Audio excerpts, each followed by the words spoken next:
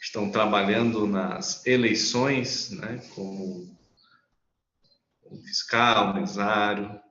Karina está trabalhando, o irmão Fábio, o Herculano e o pastor Everaldo estão trabalhando, então sala um pouco reduzida hoje, já imaginava, né? Alguns irmãos estão indo votar também, outros viajaram, mas cá estamos nós para aprender. Joãozinho está com um problema no microfone, tudo bem, Joãozinho, qualquer coisa você vai digitando aí, tá? Aí a gente vai se comunicando pela digitação. Deixa eu abrir aqui a aula.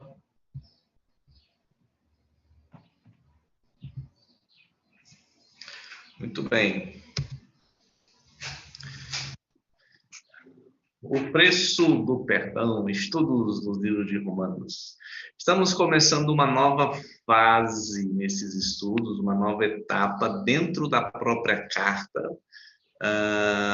Paulo ele começa a pegar tudo aquilo que ele ensinou do capítulo 1 até o capítulo 11 e agora ele começa a colocar isso em prática, né? Como é que deve ser aplicado a graça ou a misericórdia, a justiça e a eleição, todos os termos que nós aprendemos dos capítulos anteriores até agora, como que deve ser a vida cristã quando você aprende ou quando você lida com aquilo que foi ensinado. Muito interessante a maneira que é dividido o livro, né? Do capítulo 1 até o capítulo 11 é teologia, né? Teologia pura. E do capítulo 12 em diante é prática, né? Então é uma carta muito interessante, como todas as outras têm essa ênfase de unir a teologia com a prática. Hoje em dia, quando se fala em teologia, às vezes vamos estudar teologia, vamos estudar doutrina e tal, dá a impressão que é aquela coisa mais fria, metódica, meio chata para alguns, né? Pai, vou estudar e tal, gosto de coisa prática. Sem a teologia ou sem a doutrina, não tem como nós desenvolvermos um perfil da vida cristã. Então, eu creio que tanto a teologia quanto a prática, tanto a doutrina quanto a vida cristã em si, em prática, elas devem andar juntas, porque uma influencia a outra. Não tem como eu desenvolver um perfil cristão de conduta se a minha teologia é fraca, se a minha teologia é débil. Então, não tem como eu desenvolver uma vida cristã sadia se a minha teologia não é sadia. Então, a minha vida cristã, no sentido prático, depende e muito da teologia que eu tenho. Então, se eu tenho um pouco compreendimento da teologia, isso vai refletir na minha vida cristã e no meu comportamento cristão. Então, por isso que há muitos fracos, muitos desanimados na fé e que logo abandonam a fé. Por quê? Porque a sua vida, ela não é embasada numa teologia. Apesar, sim, toda vida é numa teologia, mas é numa teologia fraca. Então, se eu tenho uma teologia fraca, a minha vida cristã será fraca. Então, Paulo, ele foi muito cuidadoso com essa ideia. Então, ele explicou e se aprofundou muito em doutrina, teologia, e nós nos aprofundamos muito. E agora, ele quer, então, como é que eu vou pegar isso que eu aprendi e como é que eu vou viver? Então, o propósito do capítulo 12 em diante é traçar um perfil da vida cristã. Então, como é que eu vivo com aquilo que eu aprendi? Teologia ou doutrina sem prática também é morta, é apenas conhecimento, é apenas saber que existe e tal, se não for aliado à prática. Então, por isso que deve-se andar juntas. Eu não devo desprezar a teologia e não devo desprezar uma vida cristã prática. É ilógico pensar dessa forma. Eu tenho que pensar os dois em conjunto. Então, todas as vezes que você aprender um aspecto novo da teologia, um aspecto novo de Cristo, um aspecto novo do próprio Deus, a pergunta a se fazer sempre deve ser: o que isso vai influenciar na minha vida? O que eu estou aprendendo vai mudar ou vai melhorar no meu relacionamento com Deus, no meu relacionamento com o próximo? Então, eu sempre tenho que ter isso em mente.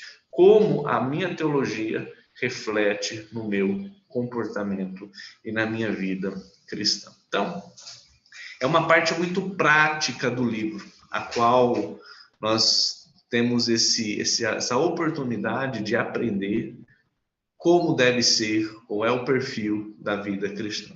Suponhamos que, vamos supor que nós estamos começando agora a vida cristã. Nos convertemos agora, somos novo convertido.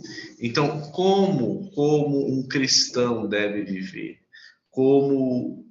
Qual deve ser a motivação para a vida cristã, uma vida de obediência, uma vida entregue a Deus, uma vida dedicada? Qual é a minha motivação? Por que eu devo obedecer a Deus, né? Então diz aí no texto, Romanos capítulo 12, versículo 2, 1 e 2, e diz assim, pessoal, portanto, só um parênteses aqui, esse conectivo no português, portanto, né, dá a ideia de eu pegar tudo aquilo que eu aprendi. Então, portanto, irmãos, rogo-lhes pelas misericórdias de Deus. A motivação para uma vida cristã, para um perfil cristão, deve se iniciar com a misericórdia de Deus, um entendimento claro e específico da misericórdia de Deus em minha vida. Eu só vou conseguir desenvolver essa motivação em obediência quando eu entendo e compreendo a misericórdia de Deus. Então, é aquilo que Deus fez por mim. O fato de ter Cristo morrido na cruz, sendo eu ainda pecadores. Então, irmãos, eu rogo pela misericórdia de Deus. Ou seja, pela misericórdia de Deus que nós devemos agir dessa forma. Compreendendo essa misericórdia, estudando mais, indo mais a fundo dessa misericórdia e aplicando essa misericórdia como motivação na minha vida. Aquilo que Deus fez por mim através de Cristo é algo que deve me motivar a ter uma vida de obediência a Deus. Então, a única motivação suficiente para a vida cristã é a gratidão pela graça, é aquilo que Deus fez por nós. Eu não vou obedecer, sempre essa mesma sequência, eu não vou obedecer para Deus fazer algo para mim, mas eu vou obedecer porque Deus já fez algo por mim. Isso é diferente, essa maneira de ver é diferente. Eu vou obedecer porque eu sou grato pelo que Cristo fez por mim na cruz. Cada dia mais eu compreendo e isso me motiva, me traz um desejo profundo de querer obedecer a Deus. Isso motivado pela misericórdia, pelo que Cristo fez por mim. Mas só que hoje em dia, quando se fala de obediência, geralmente em várias culturas dentro do cristianismo, muitos motivados pelo medo, né? Eu vou obedecer porque eu tenho medo de algumas coisas acontecerem na minha vida, ou de Deus ficar com raiva de Deus, eu perder a salvação, que é uma corrente muito forte dentro do pentecostalismo, né? Eu tenho que obedecer porque se eu não obedecer, eu vou perder a minha salvação, né? Eu posso perder e o que vai garantir que eu vou ser salvo? Se eu morrer hoje porque eu desobedeci, porque eu pequei, então eu tento manter uma linha, uma vida cristã com medo, né? Motivado pelo medo, ou medo de uma punição de Deus, ou seja, o medo de Deus se zangar e castigar ou me castigar, e aí eu tento manipular, às vezes, as pessoas com esse tipo de medo para que as pessoas, elas sentem a necessidade e se sentem motivadas a obedecerem por causa do medo. E isso é muito perigoso. Quando a minha motivação ela é baseada no medo, isso tem alguns efeitos ruins, efeitos trágicos para a nossa vida cristã. Um deles é esse: a nossa motivação se perderá, né? Não é o R, mas é o acento aí, perderá poder com o tempo. Ou seja,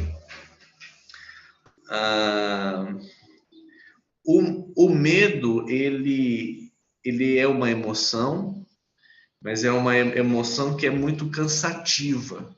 Você sentir medo, ou você ser motivado pelo medo, isso vai te tornar muito vai ser cansativo para você, né? Você vai acabar se cansando de ter medo. E depois a sua motivação não vai ser. Depois você vai perder esse medo. E perdendo esse medo, você perde a motivação, né? Às vezes o medo traz um efeito que ele entorpece a gente, ou seja, a gente fica com medo e começa a obedecer, motivado pelo medo. E aí esse medo passa, né? Esse medo passa e quando passa esse medo,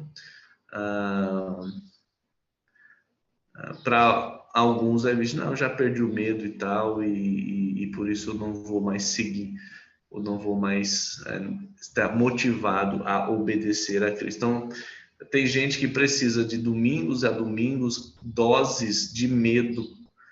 Às vezes a pregação boa para esse tipo de pessoa é aquela pregação que produz um certo medo para me obedecer. Eu fico com medo, eu saio com medo, e aí eu vou obedecendo pelo medo, aí esse medo vai perdendo poder com o tempo, e aí chega domingo que vem eu tenho que ouvir uma outra mensagem que me traz medo, e aí eu vou obedecer de novo a Deus por medo, e esse medo vai perdendo o seu efeito, vai perdendo o seu poder, aí eu tenho que ouvir mensagens boas que me trazem medo. Então tem pessoas que estão nesse círculo vicioso, que só produzem pelo medo, medo.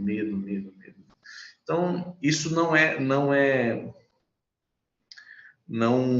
sadio para a vida cristã, e geralmente isso vai cansar a pessoa, esse ciclo cansa. Então, viver a minha religião, viver a minha vida cristã baseada no medo com essa frequência, a tendência é ter uma vida cristã curta. Por isso que muitos se desviam da fé, né? Porque foram pelo medo, e aí esse medo foi perdendo o efeito, e aí perderam a motivação de obedecer, e aí se desviam da fé por causa disso.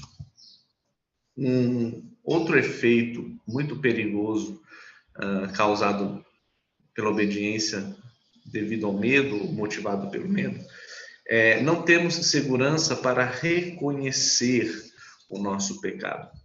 Há grandes problemas com o arrependimento, né? Quando nós somos motivados pelo medo, a gente não tem um olhar sincero e justo para as nossas atitudes.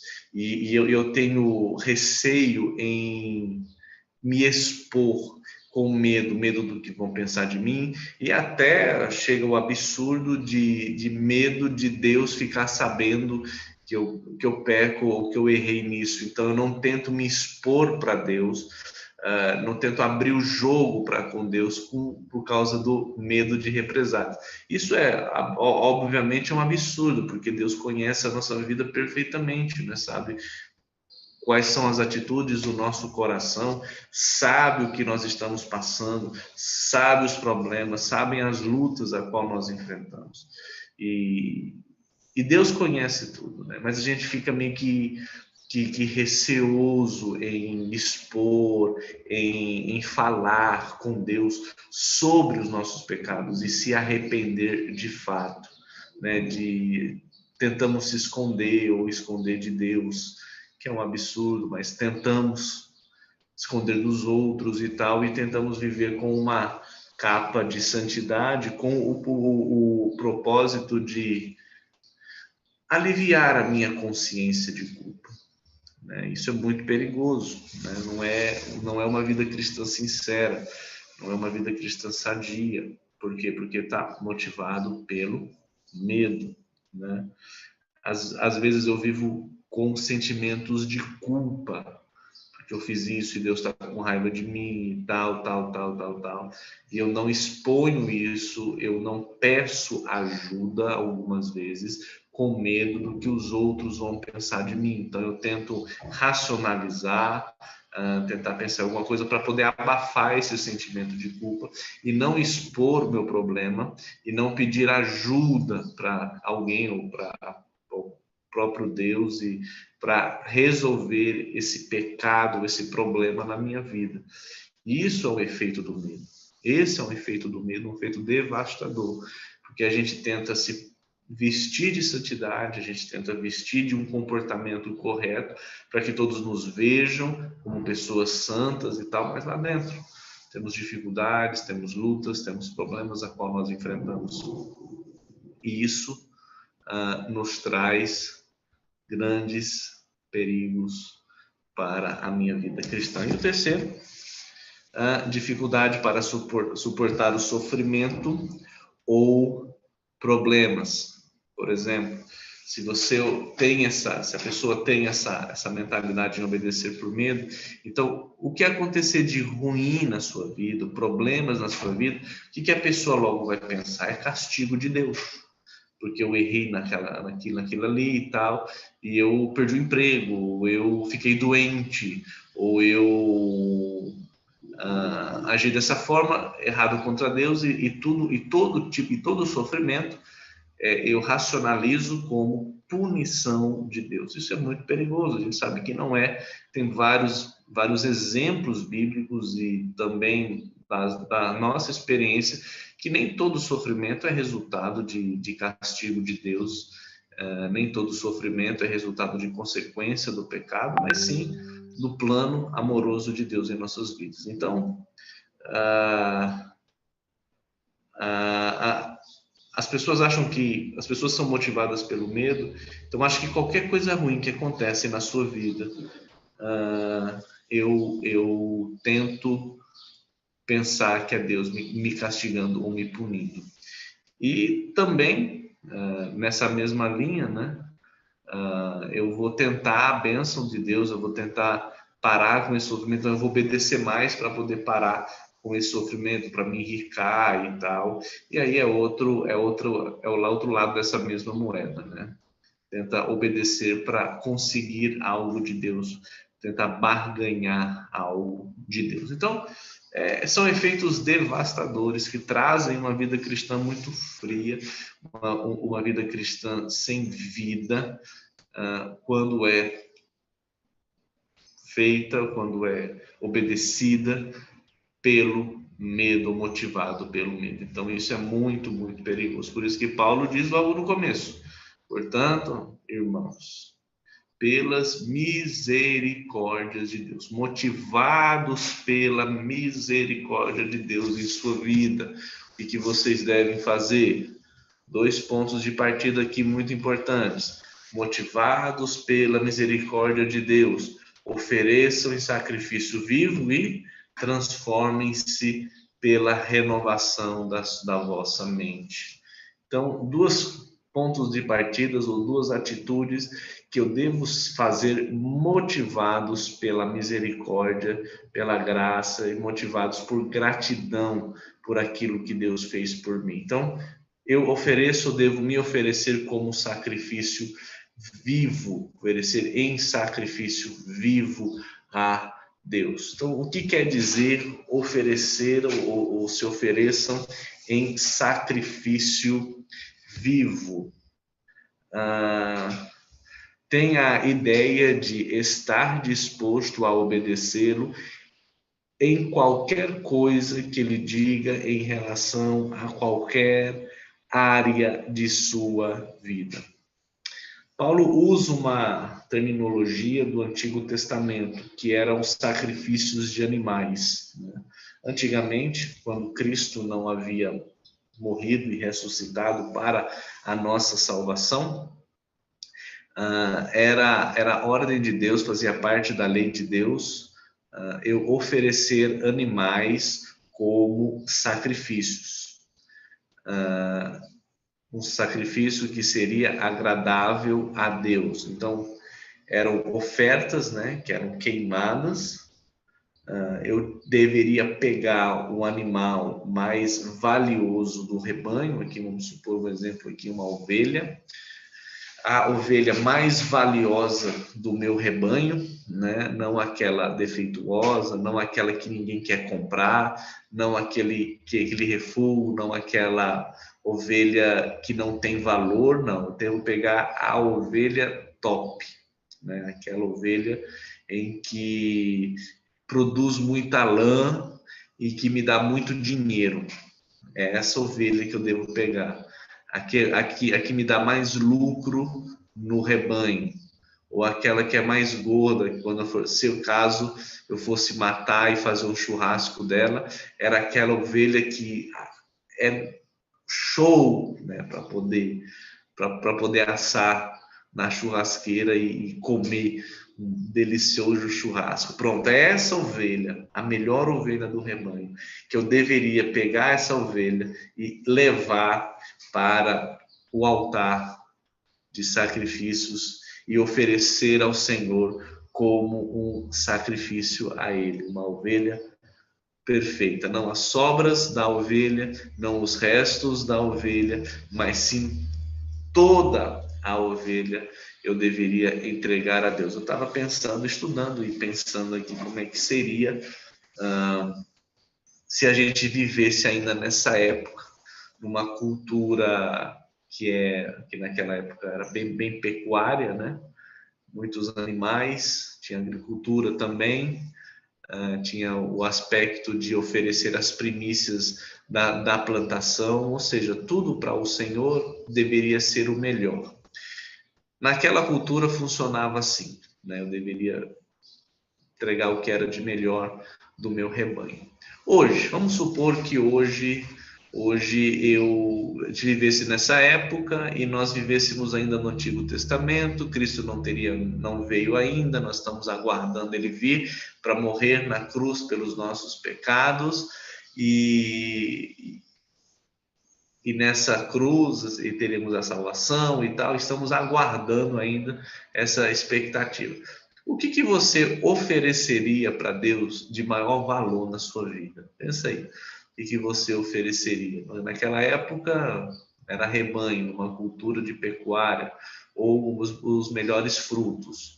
Mas se hoje, né, a gente vivesse nessa época ainda do Antigo Testamento, uma cultura nossa que não é nem tanto assim pecuária, embora alguns mexam com animais, outros mexam com a agricultura, mas eu creio que dessa sala aqui, deixa eu ver, eu acho que ninguém tem rebanho e ninguém tem roça. Não sei, acho que o Rodrigo deve ter uma roça e tal, mas não vive disso. Mas o que você daria de melhor, né? O que você daria de melhor para Deus? Qual seria o seu sacrifício para Deus? Talvez talvez alguma coisa que você comprou, talvez seu carro, talvez a sua o seu celular, não sei. Eu só estava estudando só para a gente pensar e refletir. Então, naquela época, Paulo usou aquilo como metáfora, como sacrifício da época dos animais, para mostrar que nós devemos ser esse sacrifício, né? E como naquela época o sacrifício ele era algo mais valioso que eu tinha no rebanho, ou aquilo que eu plantava e colhia, da mesma forma, hoje também o sacrifício deve continuar com esse mesmo princípio de algo total, do melhor. Hoje nós não entregamos mais coisas, né? Mas hoje o sacrifício é nós, né? A vossa própria vida, que é disposição em obedecer em qualquer coisa que ele diga. Não em metade, não, eu vou obedecer nisso, mas naquilo outro não vou obedecer naquilo não. Eu só vou obedecer nessa área. Ou essa área é muito complicada, então não vou obedecer. Então a gente é meio seletivo em obediências, né? É meio seletivo. Nisso é mais fácil obedecer, naquilo não. Mas o que Paulo está querendo dizer é que nós devemos estar dispostos a obedecer a Deus em sua totalidade, de maneira total em qualquer área das nossas vidas. A gente sempre divide a nossa vida, eu sempre combato essa ideia. Não, a minha vida secular e a minha vida cristã. Não, é uma coisa só, não tem a vida, a sua vida no seu trabalho deve ser condizente com a sua vida religiosa, por exemplo. Então deve ser a mesma coisa. Então toda a minha vida, como totalidade, como é que eu devo obedecer a Deus, em que área da minha vida ainda eu não entreguei para Deus. Então tem que entregar toda a área em sua totalidade, como sacrifício a Deus. E esse sacrifício é vivo, né? Interessante, parece uma contradição. Como é que um sacrifício pode ser vivo? Porque naquela época eu matava esse animal, né? Mas ele tem que ser vivo. Então, o que quer dizer isso, né? A ideia é matar em sua própria vida. Jesus traz essa ideia, né, de você matar para poder viver. Em Lucas, por exemplo, Lucas 9, versículos 23 e 24 ali, vai dizer, ó, cada um precisa negar a si mesmo, tomar a sua cruz, ou seja, morrer e me seguir. Então, sacrifício vivo é a ideia de renovar todo o tempo a nossa posição de obediência completa e estar à disposição de Deus, né? Perder a vida, ou seja, eu vou perder algumas coisas, eu vou matar algumas coisas da minha vida que não agradam a Deus para poder ganhar em obediência a Deus. Então, tem áreas que eu tenho que matar, né? Cristo fala muito em perder a vida para poder ganhar a vida. Então, é a mesma ideia, é o mesmo princípio que Paulo está querendo colocar aqui. Então, você deve ser um sacrifício vivo, entregar na sua totalidade. O seu corpo, a sua mente, a sua alma, todos os sentidos, entregar a Deus por completo e matar aquilo que Deus não se agrada e viver para Deus em obediência a Ele e a sua palavra. Então, a vida cristã, ela precisa ser uma entrega diária da nossa vida, do corpo, e em obediência, motivada pela visão da misericórdia de Deus, em que temos colocado a nossa fé, a nossa esperança aos pés da cruz, e lembrando que Jesus Cristo fez aquilo por nós, e isso deve